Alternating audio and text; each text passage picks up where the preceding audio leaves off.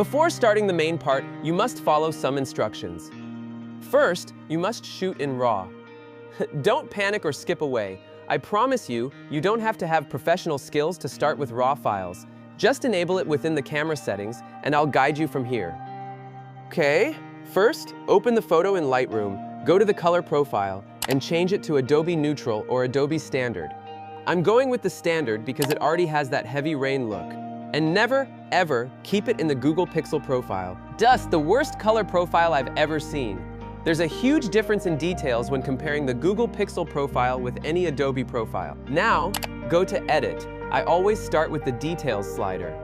Start with the sharpness. Keep it between 10 to 15. More than this is too sharp for me.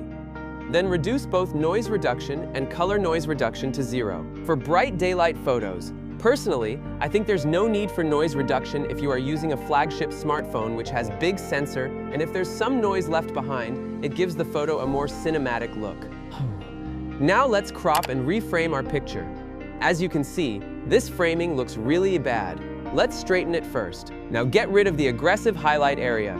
Even though my picture does not contain that much of the sky, I'll crop the top part and the left part where the highlights are much stronger.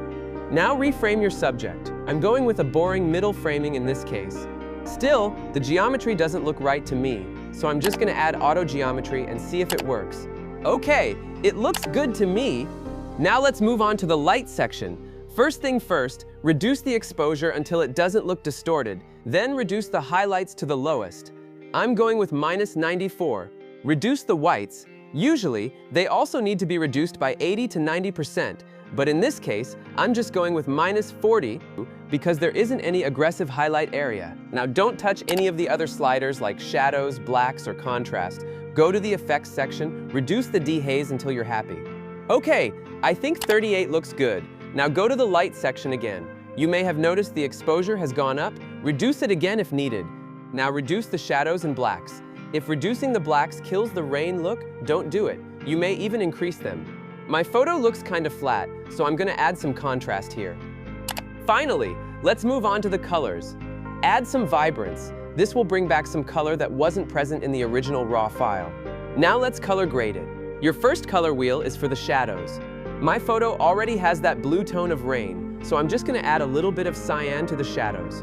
The midtones look okay, so I'm not going to touch them, and I'll add just a small amount of green to the highlights to make the trees more alive. Keep in mind, most of the highlights in my photo are on the trees, so adding green won't look weird. In your case, it might, so play with the wheel and look for what fits the best. And I would suggest you watch some videos on the basics of color grading. At this point, I've noticed the photo looks too blue. So, to make it true to life, I'm going to use the temperature slider. Make it warmer until it looks natural. Sometimes, your phone picks up the wrong color temperature, so don't be afraid to move it way further from the original. Okay, 5900 looks good to me. Still, the photo has way more blue than I want. Changing the color temperature more won't fix it, so I'm going to go to color mix and reduce the blue saturation a little, and cyan saturation a little. I think reducing the green luminance would make my subject more visible, so I'm going to reduce the green luminance. The red looks so dull at this point, so I'm going to increase the red saturation. At this point, you could stop and export it. But if you want it to stand out more, go to the masking option. Notice the ground is still highlighted more than the subject. We are going to reduce it in this specific area. Click the plus icon and select Linear Gradient. Adjust it to the area, then click Light. Reduce the highlights a little, reduce the whites, and to give it a little contrast, reduce the shadows. Now, let's make the rain visible on the ground. We are going to increase the whites of a specific white area. Click the plus icon again, add a radial gradient, adjust it to the area, and increase the whites. Again, let's make the rain visible on the trees. Add another radial gradient, adjust it to the highlighted tree area, and increase the whites. Notice the left side still is brighter than the middle. We are going to fix it with another radial mask. Add the mask, reduce the highlights and whites a little, and here's the final look. Let's see the before and after.